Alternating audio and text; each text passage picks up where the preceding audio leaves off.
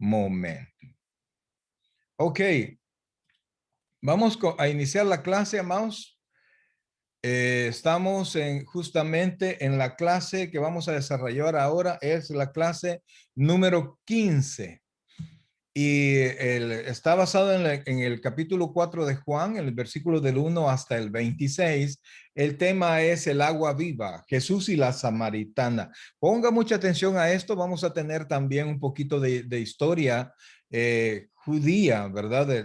Bíblica, por supuesto, que nos va a ayudar a entender el problema de judíos y samaritanos. Póngale mucha atención porque ahí usted va a entender muchos aspectos de la Biblia que para nosotros, de la sola lectura, no alcanzamos a comprender porque son datos, como les digo, históricos, culturales, que se deben saber. Bien, vamos a arrancar entonces. Vamos a hacer una pequeña introducción. La esperanza del Mesías es el eje del Antiguo Testamento, o sea, es todo el Antiguo Testamento. Israel está en la espera de su Mesías, ha estado en la espera de su Mesías. Hasta la fecha, como Israel rechazó a Jesucristo, sigue esperando al Mesías, aunque ya no con la misma entusiasmo que lo hacía en aquel entonces. Entonces vemos, la esperanza del Mesías es el eje del Antiguo Testamento.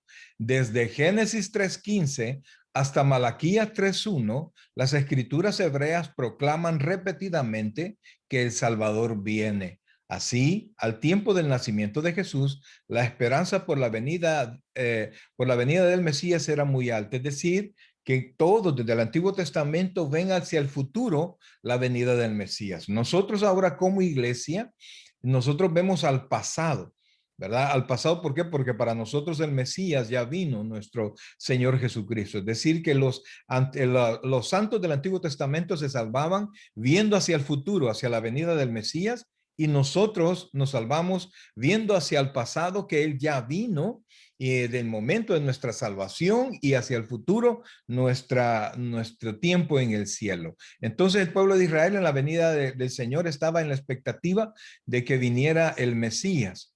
Pero las autoridades religiosas de Israel se sentían amenazadas por el ministerio de Jesús. Él retaba su autoridad.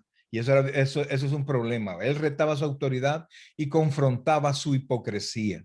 La respuesta de los fariseos fue negarse tercamente a creer la verdad.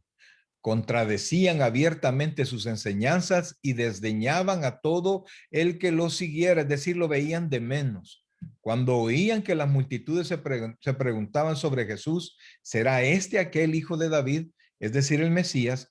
Los fariseos respondían indignados: este no echa fuera los demonios, sino por Belcebú, príncipe de los demonios. En otras palabras, Israel no conoció a su Mesías. Israel como nación por las autoridades, por los líderes religiosos. Ellos rechazaron a Jesucristo y llevaron y encaminaron a todo el pueblo para que cayera con ellos, entrar en incredulidad, y terminaron, ya saben ustedes, rechazando al Mesías. Ahora, pero entonces ocurrió lo impensable. El Mesías vino e Israel lo rechazó. O sea, tanto era la expectativa que lo dejaron pasar. Y eso es increíble, ¿verdad? El pueblo, bajo la influencia de sus líderes religiosos, se negó a aceptar a aquel que había estado esperando, y en su lugar lo mataron en el acto más atroz y apóstata de la historia de Israel. El pueblo entregó a su Mesías, como dice en Hechos 2:23, dice, en manos de inicuos, y lo crucificaron, ¿verdad? Tanto era la esperanza, pero a las autoridades no aceptar a Jesucristo, no avalar a Jesucristo, las autoridades, pues el pueblo tampoco los avaló. Y fíjense que no quise incluir esos detalles, ¿verdad? Cómo es que Jesucristo da la talla del Mesías, reúne todos los requisitos bíblicos para la venida del Mesías, pero en su nacimiento, en su herencia, él era descendiente directo del pueblo de David, e inclusive del lado de la Virgen María. Inclusive José, que no era su padre, también era descendiente de David. Entonces, por los dos lados, en ese aspecto él estaba cubierto. E Isaías relata mucho de su calvario, de su sufrimiento, inclusive del tiempo en que el Mesías iba a venir. Todo está relatado en el Antiguo Testamento, previo a la venida del Salvador. Es decir, que las escrituras atestiguan que Jesucristo era el Mesías, era el Mesías que Israel esperaba. El apóstol Juan entendía el peso de la evidencia confirmatoria sobre la autenticidad de Jesús como el Mesías esperado. De hecho, la razón por la cual escribió su evangelio era para confirmar lo obvio, que Jesús es el Cristo, el Hijo de Dios. Es el cumplimiento de ese propósito, es en el cumplimiento de ese propósito que Juan narra el encuentro de Jesús con la mujer samaritana. Es decir, fíjense que el Evangelio según San Juan se escribió décadas después de los primeros 3 evangelios y se escribió con este propósito de acentuar, de dejar ver que Jesucristo era el Mesías, dejar de ver la deidad de nuestro Señor Jesucristo. Por eso es que Juan es un tanto diferente, es más teológico que los otros 3 evangelios, Mateo, Marcos y Lucas. Estos son más históricos, pero aquí Juan mete más teología para poder subrayar, ¿verdad? Que Jesús no solamente era hombre, sino que también era hijo de Dios y era Dios y por supuesto el Mesías que el pueblo de Israel esperaba, ¿verdad? Entonces esa era la expectativa. Y fíjense que la porción más importante de este capítulo es cuando por primera vez Jesucristo declara ser el Mesías esperado. Esto se encuentra en Juan, lo leímos, Juan 4, 25, 26. Le dijo la mujer, sé que ha de venir el Mesías, llamado el Cristo. Cuando Él venga nos declarará todas las cosas. Jesús le dijo, yo soy el que habla contigo. Esas pocas veces usted lo ve en la Biblia, ¿verdad? Él mismo declarando quién era, porque en todo el tiempo que se le preguntó y en todo el tiempo que el pueblo pedía señales, no era el tiempo. No era el tiempo para que él lo declarara. Entonces, seguimos. Es sorprendente cómo Jesús se reservó quién era ante Nicodemo. Si ustedes se recuerdan, Jesucristo no le dijo a Nicodemo, yo soy el Mesías, sino que simplemente se enfrascaron en la humanidad y en el pecado y en la vida espiritual de Nicodemo, que le dijo, te es necesario nacer de nuevo. Entonces, dice, es sorprendente cómo Jesús se reservó quién era ante Nicodemo, un judío prestigioso, y lo revela a una mujer samaritana, no judía y de muy mala reputación. Esto quizás se debe a que Nicodemo, en su posición de judío influyente, no estaba preparado para aceptar, y la samaritana creyó en Jesús como el Mesías, así sin vacilar. Entonces vemos que el Señor no hace excepción de personas y Dios quiere, Jesucristo anda buscando que crean en Él, ¿verdad? No anda buscando otra cosa, no anda buscando religiosidades. Él quiere que le acepten a Él como Señor y Salvador personal. El corazón que se encuentre así es el corazón que va a recibir la revelación del Señor. Por eso es que hay mucha gente preparada que dicen ellos que son muy espirituales, ¿verdad? O muy técnicos o lo que sea, pero si no tienen un corazón dispuesto, la revelación se les va. Llegan a un lugar, llegan a la iglesia y ellos muy, ¿cómo se llama? Muy intelectuales, ¿verdad? Pero realmente un corazón sencillo es lo que Dios quiere. Y eso sí tenía la samaritana y no tenía Nicodemo. Ok. Amén. Que el Señor les bendiga. Gracias por seguir compartiendo y aprendiendo juntos. Muchísimas bendiciones. Y como pueden ver, pues estamos hablando este día de la mujer samaritana y vamos a hablar de la porción más importante de este Aquí capítulo. vamos, es sorprendente. Es sorprendente cómo Jesús se reservó quién era ante Nicodemo, un judío prestigioso, y lo revela a una mujer samaritana. Lo impresionante es que la mujer samaritana no es judía. y de muy mala reputación. Esto quizás se deba a que Nicodemo, en su posición de judío influyente, no estaba preparado para aceptar, y la samaritana creyó en Jesús como el Mesías sin vacilar y de inmediato, como pueden verlo. Un corazón sencillo, ¿verdad? A veces eso hace toda la diferencia. Entonces, sigamos. La historia del encuentro del Señor con la mujer en el pozo la estudiaremos en 4 escenas y que son muy interesantes ver cómo las distribuye este estudio. La primera es las circunstancias.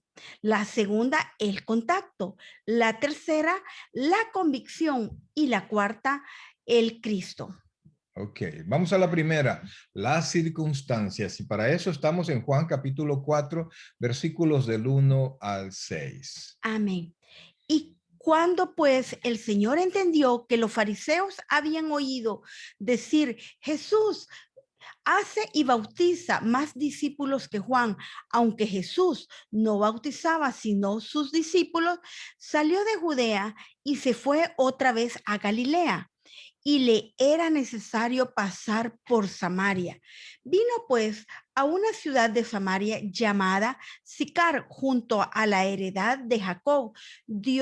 Jacob dio a su hijo José. Y estaba allí el pozo de Jacob.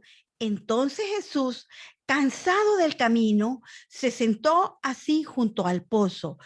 Era como la hora sexta. Así es, estas son las circunstancias.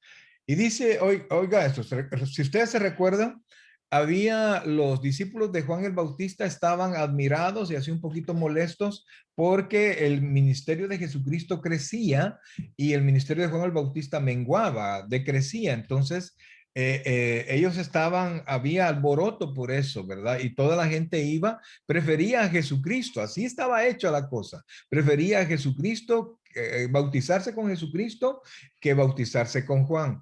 Ambos en ese momento, ambos bautizos eran de arrepentimiento, ¿verdad? Ya preparando la venida del Mesías. Entonces, para no crear contienda, el Señor se movió, ¿verdad? Se movió y porque también sabía que las autoridades pues estaban interesados de una manera negativa en él. Amén. La noticia sobre la popularidad creciente de Jesús llegó hasta los fariseos, quienes habían oído que él hacía y bautizaba más discípulos que Juan, como había sucedido con Juan. Según el capítulo 1, 19 al 25, que lo podemos ver ya en nuestros hogares más despacio. Las autoridades judías veían a Jesús como sospecha. Él también proclamaba el reino de Dios, llamaba al arrepentimiento según Mateo 4:17 y bautizaba a través de sus discípulos a quienes se arrepentían. El Señor salió de Judea y se fue otra vez a Galilea. En ese regreso le era necesario pasar por Samaria. No era la única ruta, pero sí la más corta. De lo contrario, debía tomar la costa o el camino por el lado oriental del Jordán. O sea, tenía que pasar rodear, ¿verdad? ¿Cómo llamamos a ese camino al lado del mar? Te puedes ir por el litoral, llamamos nosotros, ¿verdad? Sí. Pero si se quería ir más recto, tenía que ir por Samaria. Pero había un detalle, y ahí en ese detalle vamos a explicar por qué había conflicto entre judíos y samaritanos. Los judíos, más estrictos por el desprecio por los samaritanos, evitaban de cualquier forma viajar por Samaria. En lugar de eso, preferían profanarse con un mal menor, como cruzar el Jordán y viajar por la ribera oriental a través de la gran región gentil de Perea. O sea que recuerda que los judíos, para los judíos, todos los gentiles eran inmundos, ¿verdad? Pero para los samaritanos, y ya vamos a explicar por qué, para los judíos un samaritano era todavía peor, ¿verdad? Porque ellos habían sido judíos, ¿verdad? Pero se mezclaron con otras, con otras personas que no eran judíos y un tiempo que adoraron a otro Dios. Pero no así el Señor, pues él tenía una cita encomendada por el Padre con una samaritana que terminaría en muchas conversaciones en esa región. ¿Con muchas qué? Conversaciones, perdón. No. Que terminaría, perdón, en muchas conversiones, aclarado, en esa región, perdón. Así es. Samaria era la capital del reino del norte, llamado Israel. La nación se dividió en dos después del reino de Salomón. ¿Se recuerdan ustedes este episodio? Creo que yo lo he explicado en varias ocasiones en los sermones, ¿verdad? En las predicaciones. Y es que en tiempo de Salomón, después de Salomón, su hijo, Roboán, pues no siguió el consejo de los ancianos porque el pueblo quería que le bajaran los impuestos. Entonces, fue a los ancianos y los ancianos le dijeron, bájale los impuestos porque ya mucho. Pero se fue a los jóvenes de su edad y le dijo, no, presiónalos más. Y entonces les dijo, voy a presionar más. Entonces allí las 12 tribus se dividieron y 10 tribus se fueron con una persona que se llamaba Jeroboam y las dos tribus, que es Judá y Benjamín, se quedaron con Roboam, fueron fieles al rey. ¿Verdad? Entonces ahí se dividió en el reino del norte y el reino del sur. Y por eso usted ve en el Antiguo Testamento que de repente se habla de Israel y de repente se habla de Judá, ¿verdad? O se habla del reino del norte, ¿verdad? Entonces, o se habla del reino del sur, hablando del reino del norte, que son las 10 tribus, o Israel, ¿verdad? Entonces, Samaria era la capital del reino del norte llamado Israel. La nación se dividió en dos después del reino de Salomón. El nombre llegó a denotar toda la región y a veces todo el reino del norte que cayó cautivo en el año 722 antes de Cristo a manos de los asirios. Esto fue la primera cautividad de Israel. A los dos reinos se los llevaron cautivos. A estos, los asirios, y a los otros fue Nabucodonosor, que se los llevó cautivos a Babilonia, ¿verdad? Estos ya no volvieron como nación, los otros sí volvieron porque de Judá tenía que venir el Mesías. Entonces, sigamos aquí. La hora sexta, según los cálculos judíos. Aquí se menciona, perdón, la hora sexta porque en el relato de la Biblia habla que Jesucristo se encontró con la samaritana a la hora sexta. A esta hora, a esto yo sé que ustedes saben que a qué hora corresponde, ¿verdad? Ustedes ya están expertos en saber la hora que era. Habría ¿Alguno sido, de ustedes tiene algún comentario sobre la hora? La hora sexta. ¿Se recuerdan que hablamos que se dividía todo en vigilias? Sigue leyendo, por favor, dice. La hora sexta. la hora sexta habría sido a la hora sexta, hora pues de la salida del sol, cerca de las 6 de la mañana, o sea, el mediodía. O sea que la hora sexta comienza con la salida del sol, ¿verdad?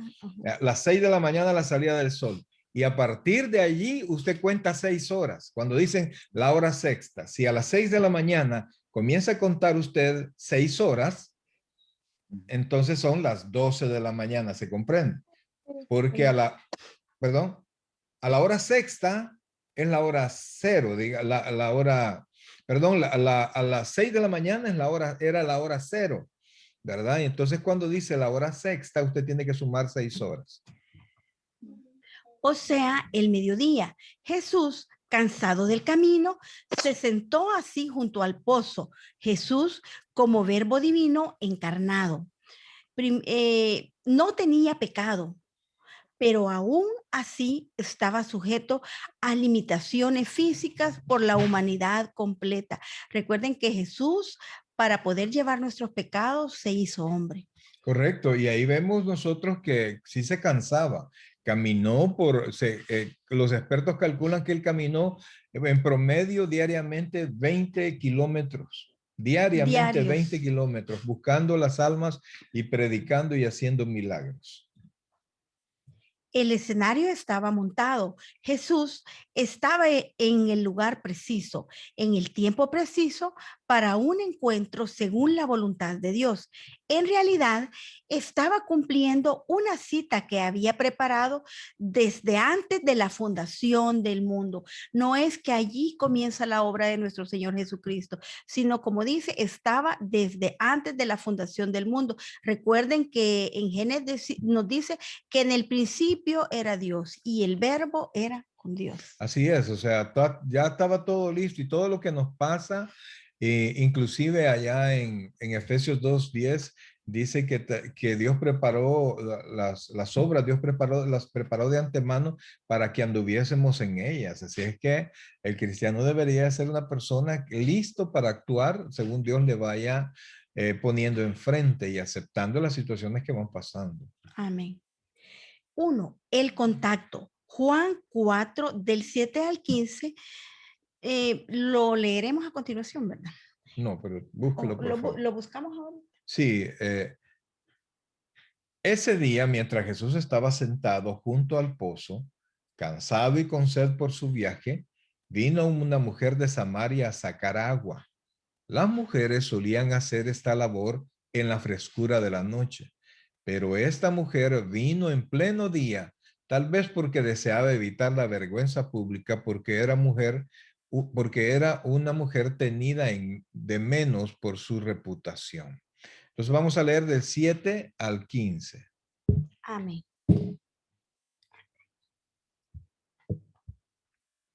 Ok. Vino una mujer de Samaria a sacar agua y Jesús le dijo, dame de beber, pues sus discípulos habían ido a la ciudad a comprar de comer. La mujer samaritana le dijo, ¿cómo tú, siendo judío, me pides a mí de beber, que soy mujer samaritana? Porque judíos y samaritanos no se tratan entre sí, respondió Jesús y le dijo, si conocieras el don de Dios y quién es el que te dice, dame de beber, tú le pedirías y él te daría agua viva. La mujer le dijo, Señor, no tienes con qué sacarla y el pozo es hondo. ¿De dónde pues tienes el agua viva? ¿Acaso eres tú mayor que nuestro padre Jacob, que nos dio de este pozo, del cual bebieron él, sus hijos y sus ganados? Respondió Jesús y le dijo, cualquiera que bebiere de esta agua volverá a tener sed, mas el que bebiere del agua que yo le daré no tendrá sed jamás, sino que el agua que yo le daré será en él una fuente de agua que salte para vida eterna. La mujer samaritana le dijo, Señor, dame esa agua para que no tenga yo sed, ni venga aquí a sacarla. Amén. Entonces, Jesucristo estaba allí a la par del pozo y como dijimos, no estaba con los discípulos porque los discípulos se les habían dado la encomienda de ir a buscar comida, ¿verdad? Porque también a Jesús le daba hambre, Jesús pasaba necesidad y él teniendo toda la facultad de Dios para resolver sus necesidades fácilmente, pues siempre se sometió a las necesidades humanas. Jesús le dijo, dame de beber. Los hombres no hablaban en público con las mujeres, pero lo más importante de toda la situación, los judíos no acostumbraban tener nada que ver con los samaritanos. Sin embargo, esos prejuicios no evitarían ese encuentro especial. Jesús estaba sentado solo porque los discípulos habían ido a comprar de comer. Aquí quiero que vean varias cosas. Primero, las mujeres eran las encargadas de ir a traer el agua, ¿verdad? Una labor no fácil, ¿verdad? Para aquellos que se han puesto un cántaro en los hombros, ya sabe que es difícil, ¿verdad? Entonces, pero se recuerdan cuando Jesucristo llegó a Jerusalén y mandó a pedir un pollino, el pequeñito de una asna, y entonces le dijo el Señor, donde vean un hombre con un cántaro de agua, allí es. O sea, porque era raro ver a un hombre cargando el agua porque era una labor de las mujeres. Y otra cosa que no hacía un judío era hablar en público con una mujer, ¿verdad? Porque no Ujú. era correcto hacerlo. No porque veían de menos a la mujer, sino que por respeto a la mujer, ¿verdad? Y mucho menos, oiga, mucho menos ver, los judíos no buscaban nunca relacionarse con el samaritano. Por eso es que la parábola del buen samaritano era tan impresionante. Por eso es que la contó así Jesucristo. Fíjense que la parábola del buen samaritano no fue inventada por el Señor, sino que era algo que ya existía. Entonces, la parábola estaba hecha para resaltar que los judíos, que el sacerdote, que el levita prefería cumplir la ley antes que cualquier cosa. En cambio, Jesucristo le dio la vuelta, ¿verdad? Y dijo que lo más importante era la misericordia. Y aunque judíos y samaritanos no se llevaban, fue un samaritano el que ayudó al judío a pesar de todos los prejuicios religiosos. No sé si se comprende lo que yo acabo de mencionar. Entonces, los hombres no hablaban con las mujeres, mucho menos con samaritanos, pero Jesucristo no se detuvo en ese prejuicio. Eh, entonces Jesús estaba sentado, ya dijimos también eso, que porque sus discípulos andaban en búsqueda de comida. La mujer samaritana le dijo, ¿cómo tú, siendo judío, me pides a mí de beber, que soy mujer samaritana? Como ya se anotó, era culturalmente incorrecto que un hombre, sobre todo un rabí, hablara con la mujer, particularmente una mujer inmoral. Pero su pregunta revela que a ella le sorprendía más que Jesús, siendo judío, le hablara a ella. Una mujer samaritana, pues, como Juan lo explica, sin concederle importancia, judíos y samaritanos no se trataban entre sí. Todavía más sorprendente era su disposición a contaminarse bebiendo del agua del cántaro de ella, pues él no tenía un recipiente del cual pudiera beber. Entonces, ahí nosotros podemos darnos cuenta la calidad de persona que era nuestro Señor, ¿verdad? El amor que Dios tenía por todas las personas, por todo el mundo en general, y cómo Él buscaba, sin importar verdaderamente quién fuera, que aquellos que creyeran en Él. La rivalidad implacable entre judíos y samaritanos había existido por siglos. Después de la caída del reino del norte a manos de los asirios, los extranjeros no judíos se casaron con la población judía, que no había sido deportada, formando así una raza mixta conocida como los samaritanos. El nombre se deriva de la región y de la ciudad capital, las dos llamadas Samaria. Los nuevos habitantes llevaron su religión idólatra con ellos, que se entrelazó con la adoración a Jehová. O sea, era una religión corrompida, Así ¿verdad? es, de los dioses paganos con Jehová Dios. Así es, ¿verdad? Entonces, ahí nosotros tenemos que ver que eso era la razón principal por qué los judíos rechazaban a los samaritanos, pero vamos a ver por qué también el enojo de los samaritanos con los judíos. Sin embargo, con el tiempo los samaritanos abandonaron sus ídolos y solo adoraban a Jehová a su manera. Por ejemplo, aceptaban solo el Pentateuco como escrituras canónicas y adoraban a Dios en el monte de Gerizim, como en Jerusalén. No, adoraban a Dios en el monte En el, Gerizim, no en no en Jerusalén. Jerusalén, O sea, la perdón, ley mandaba adorar a Dios en en el templo, En en Jerusalén, así Jerusalén. es. En cambio, ellos, como se habían apartado, pues, y no querían regresar a Jerusalén, pues se mantenían en los montes, ¿verdad? Por eso es que también el Salmo dice, ¿de dónde vendrá mi socorro? Alzaré mis ojos a los montes, ¿de dónde vendrá mi socorro? Mi socorro viene De de Jehová. Es Jehová. decir, mi socorro no viene de ningún ídolo. Mi socorro no viene de ninguna falsa religión, sino que mi socorro viene de Jehová. Cuando los exiliados judíos regresaron a Jerusalén bajo Esdras y Nehemías, su primera prioridad fue reconstruir el templo. Los samaritanos ofrecieron su ayuda, profesando así lealtad al Dios de Israel. Vamos, quiero explicar esto, ¿verdad? Cuando se llevaron a los judíos, se los llevó Nabucodonosor a Babilonia. Ellos regresaron en el año 70. Después que se los llevaron, llegó el momento y Jeremías establecía el tiempo que ellos iban a pasar. Entonces el rey les permitió salirse. Y entonces ellos regresaron a Jerusalén y vieron el templo en el suelo y vieron los muros también. Entonces, Nehemías habla de la reconstrucción de los muros y Esdras de la reconstrucción del templo.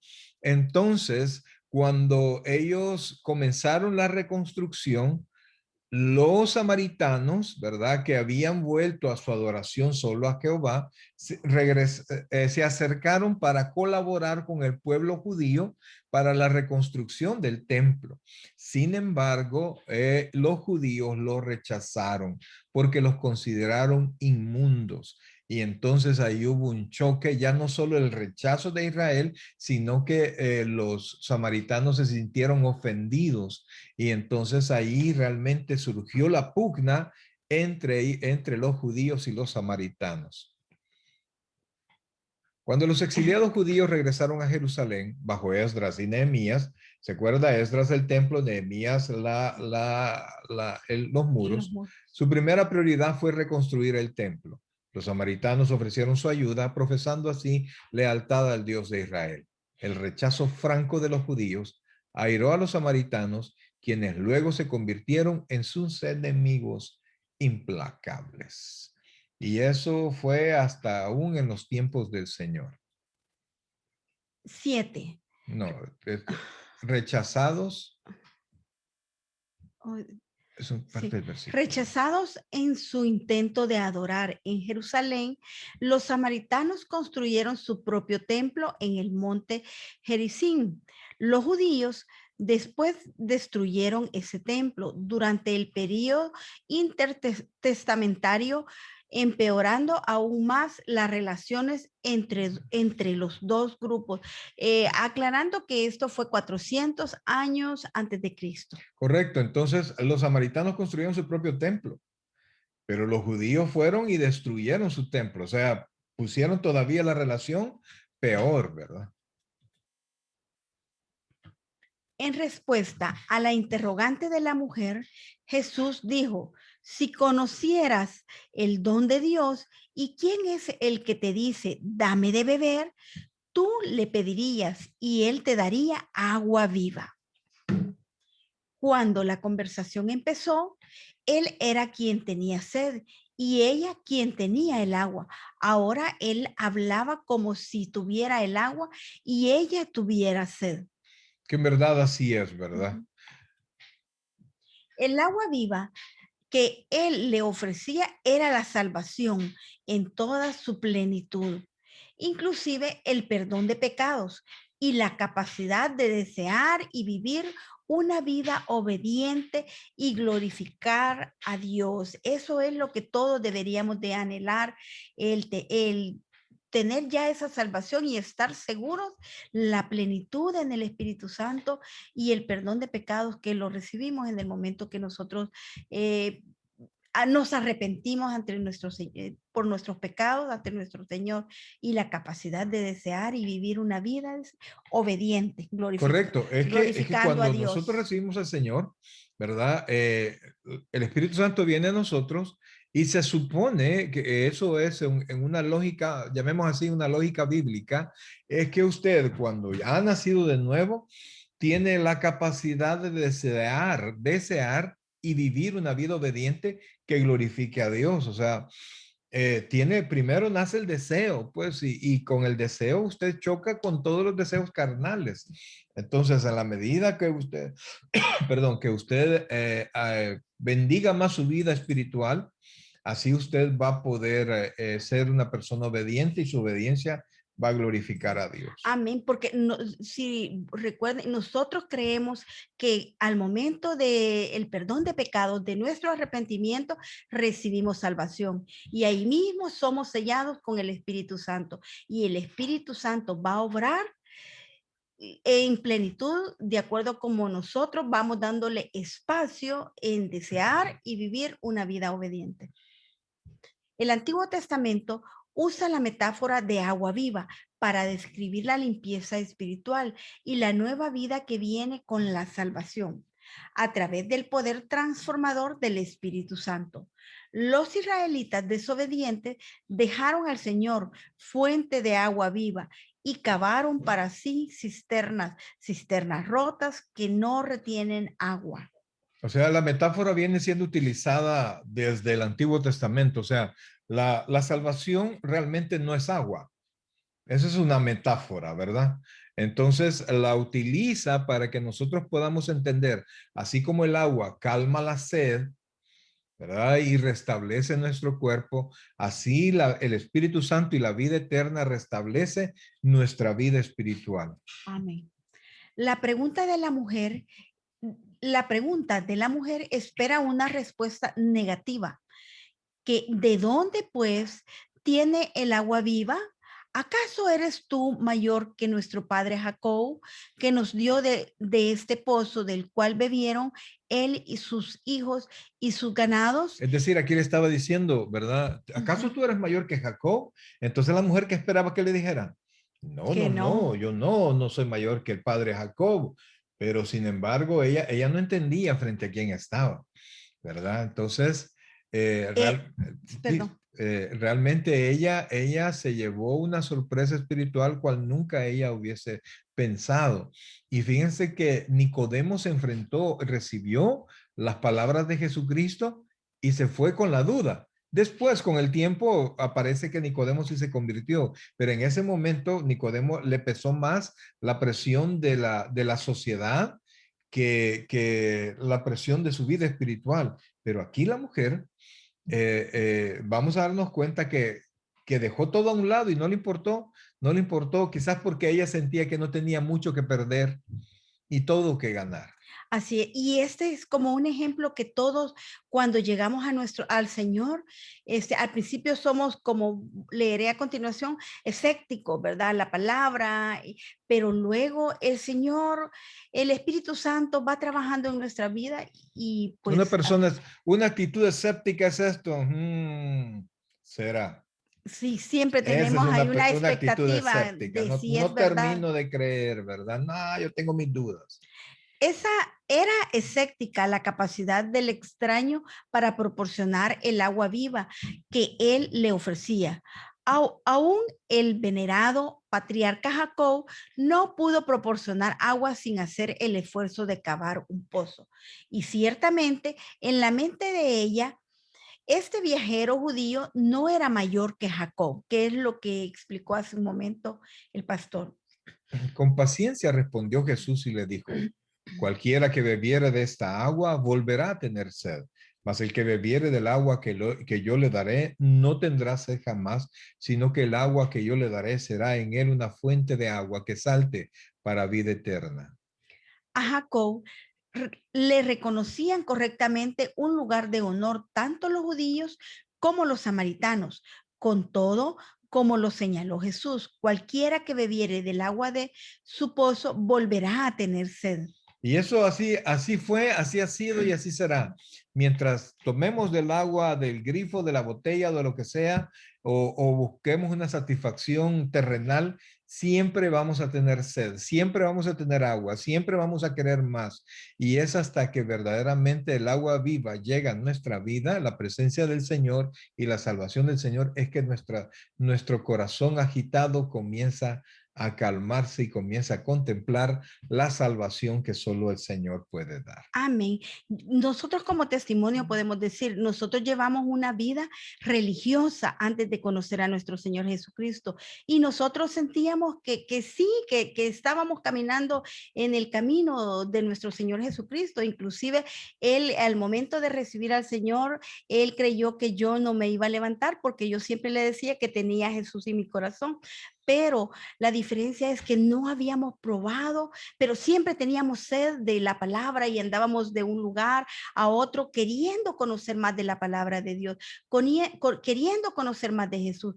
Pero no fue hasta ese día que nosotros tuvimos el encuentro personal con nuestro Señor Jesucristo que nosotros pudimos tomar de esa agua viva y poder probar y no volver a tener esa sed de andar de un lugar a otro, sino que conocimos al Dios verdadero y a nuestro Señor Jesucristo. Amén. Y eso nos da paz espiritual, Amén. ¿verdad? Ya no tenemos la necesidad de andar de arriba para abajo.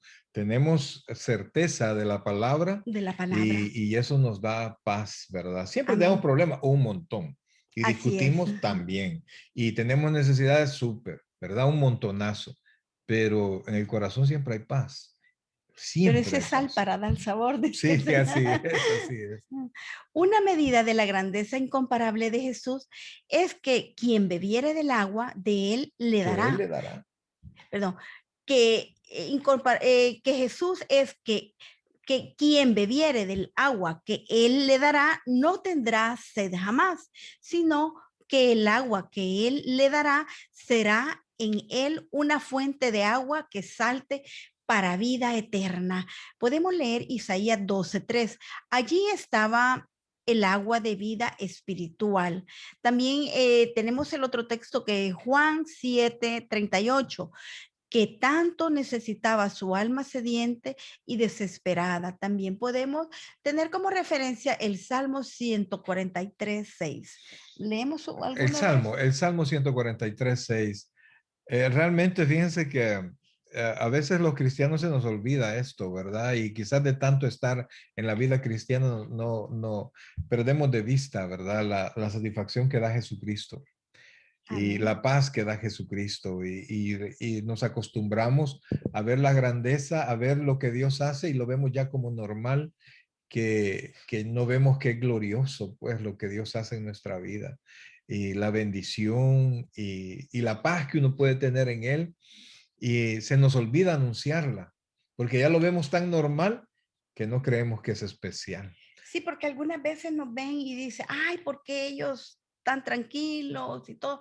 Y las personas vemos que les gusta estar con algunos de nosotros, pero tenemos que decirle por qué, el por qué a veces somos tan pegajosos, porque el Señor Jesucristo pone gracia en nosotros y esa paz debemos de transmitirla y no solo transmitirla, sino que compartirla con los demás.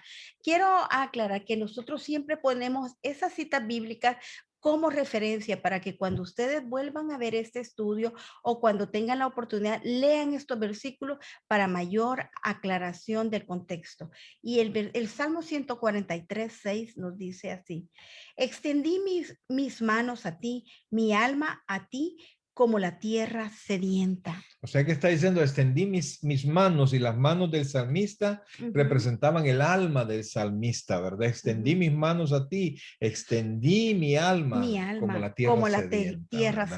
Como sedienta. la tierra de California está esperando el Así agua, ¿verdad? estamos Estamos sedientos. sedienta, está la tierra de California por el agua. Ok, sigamos. Todavía pensando principalmente en el nivel físico, replicó ansiosa, Señor, dame esa agua para que no tenga yo sed ni venga aquí a sacarla. Lo vio como algo material, ¿verdad? Material, así Ujú. es. Si el agua viva traía algo más, ella estaba lista para recibirlo con tal que eliminara su viaje diario al pozo y le diera también vida eterna. En este punto, la mujer no parecía tener claro el asunto de la transformación espiritual. Jesús le había hablado sobre el agua de vida eterna y ella parecía dispuesta a aceptarla, pero no se habían establecido las condiciones. Esta mujer, como cualquier pecador perdido, necesitaba entender dos asuntos cruciales antes de poder recibir agua de vida eterna y saber la realidad del pecado de ella O sea, y estas son las dos cosas, ¿verdad? Las dos cosas que ella tendría que entender. Dice, esta mujer, como cualquier pecador perdido, necesitaba entender dos asuntos cruciales antes de poder recibir el agua de vida eterna. A saber, o sea, como quien dice, son los siguientes. Primero, la la realidad realidad. del pecado de ella, ¿verdad? Amén, que es el perdón de pecados, el arrepentimiento, porque muchas veces nosotros presentamos el plan de salvación, pero no le hacemos por miedo a no perder la amistad o porque no se vaya a molestar la otra persona, no le hacemos, aclaramos que tiene que tener un arrepentimiento genuino, verdadero, para que el Señor le pueda dar el perdón de pecados, porque sin arrepentimiento no hay perdón de pecados. Sí, y ahí la cuestión es que la mujer tenía que contemplar o determinar su estado pecaminoso, Amén. Como ¿verdad? nosotros, cada uno de nosotros debemos de hacerlo de Correcto. manera Antes de personal. reconocer al Señor como Salvador, tenemos que reconocer que somos pecadores. Y la segunda, la identidad como el Salvador. Recuerden que nosotros tenemos que reconocer y llevar a otras personas a reconocer a nuestro Señor Jesucristo como nuestro Señor y nuestro Salvador de nuestra vida. En estos dos últimos puntos, Jesús trató estos dos asuntos. Que son los que siguen, ¿verdad? Ujú. Como la mujer no entendió la naturaleza del agua de la que Jesús hablaba, él llevó la conversación a la necesidad de arrepentimiento y salvación de pecado en ella. La petición del Señor expulsó la situación de la mujer, su pecado. Ve, llama a tu marido y ven acá. El Señor sabía perfectamente el estado de la mujer, ¿verdad? Amén. Él sabía el lío que estaba detrás de ella, las aventuras de toda esta mujer y el historial de toda la mujer. Entonces, para poder sacar el pecado, el Señor le dijo, ve, llama a tu marido y ven acá. Le voy a dar del agua de vida eterna. Entonces, ahí Jesucristo dio en el clavo, ¿verdad? Ahí el Señor Jesucristo sacó el punto oscuro de la mujer que ella había tenido sin problemas porque creía que ese extranjero era como cualquier otro hombre y no podía saber el pasado de la mujer. Quienes realmente tienen sed de la justicia que Dios entrega en la salvación, confiesan y abandonan sus malos caminos.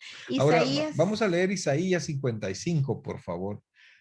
Fíjense que aquí el Señor Jesucristo hace lo que nosotros debemos de hacer en la palabra, con la palabra, ¿verdad? Nadie que no quiera reconocer su pecado, olvídese, no va a aceptar a Jesucristo de corazón. Si lo hace, lo va a hacer de compromiso porque la cosa está bonita, pero el punto básico para ser salvo es reconocer que yo necesito ser salvo porque soy pecador.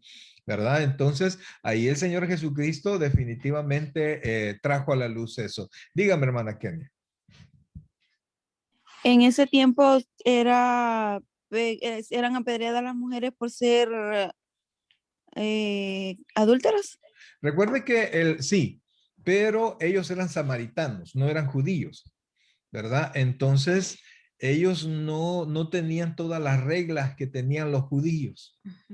Entonces, de hecho, los samaritanos ¿cómo se llama? Tenían una vida mucho más licenciosa que los judíos porque su religión, su creencia no les exigía la misma fidelidad. y tenían una fusión de costumbres paganas. Ujú. Entonces, Entonces las leyes estaban asociadas a la religiosidad en ese tiempo.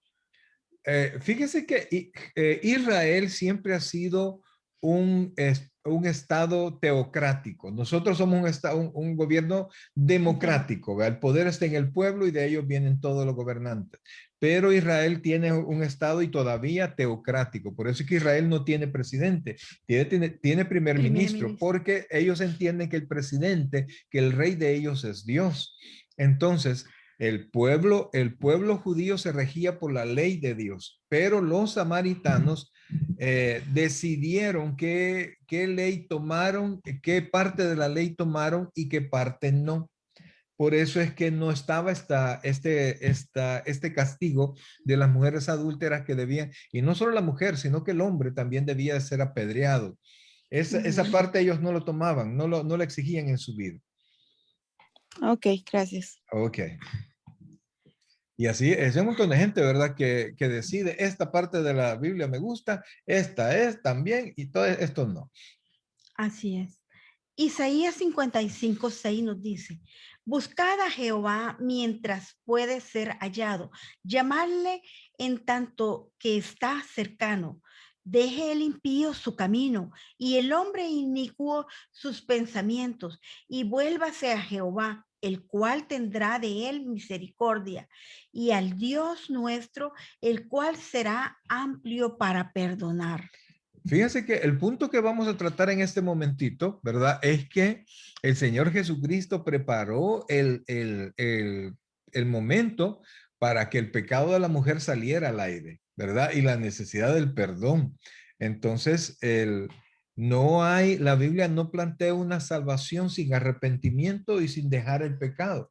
Toda la Biblia habla así. Usted encuentra en las iglesias, encuentra otra oferta, pues, ¿verdad? Usted venga al Señor, reciba a Cristo, y ya estuvo, ¿verdad? Y ya estuvo todo. Pero la Biblia habla de que el hombre debe de abandonar su vida pecaminosa. O sea, debe por lo menos haber una intención y una lucha por dejarlo. Porque hay mucha gente que recibe al Señor y tiene una vida idéntica y no ha pasado nada más que va a la iglesia. Y entonces ahí vemos que no es eso lo que la Biblia narra. Sigamos. Las escrituras no ofrecen salvación sin arrepentimiento y eso siempre ha requerido alejarse del pecado. O sea, por lo menos una actitud de dejar el pecado. Ahí tienen ustedes los textos que les pueden ser útiles al respecto. Sigamos. Jesús no vino a asegurar la perfección de los pecadores en la vida futura, mientras deja que siga pecando en esta. Se dio a sí mismo por nosotros, No. Dice, oíme.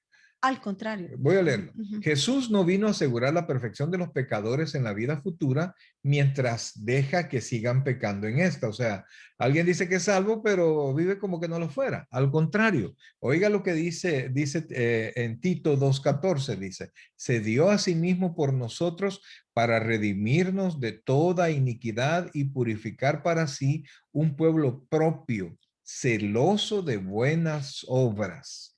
O sea, cuando nosotros vemos la Biblia, pues esto nos debería llevar a por lo menos el deseo. Y cuando tenemos el deseo, buscamos a Dios y entonces el poder de Dios nos ayuda a salir prácticamente de cualquier estado pecaminoso en el cual nosotros podamos estar. Y Sigamos. así mismo como nos decía el versículo, lo que leímos anteriormente en Isaías, que nos dice, el impío que deje sus caminos y el hombre inicuo sus pensamientos, porque recuerden que en el pensamiento estamos ahí Pecando. pecando o estamos incubando los Sí, por eso es que pecados. tenemos que cuidar mucho nuestra mente, la mente de nuestros hijos, la mente de las personas que nosotros queremos que mejoren su camino, en qué es lo que ellos alimentan, ¿verdad? Así es. El resultado es que quienes Vienen. perdón, el resultado es quienes vienen a él y reciben verdaderamente el agua viva de la salvación eterna, han sido libertados del pecado y se hicieron siervos de la justicia, siervos de Dios. Ahí están los textos, Romanos 6:18 principalmente Es el, señala ese. sobresaltada y avergonzada al darse cuenta que Jesús conocía toda su vida moralmente degradada, respondió con evasiva, no tengo marido. Aunque no estaba mintiendo, tampoco estaba diciendo toda la verdad. Imagínense cómo la relación que la mujer tenía, que dijo, no, yo no tengo, ¿verdad? Mejor ni lo menciono. Pero su intento desesperado de ocultarle a Jesús su pecado era inútil. La respuesta devastadora del Señor la forzó a enfrentarlo.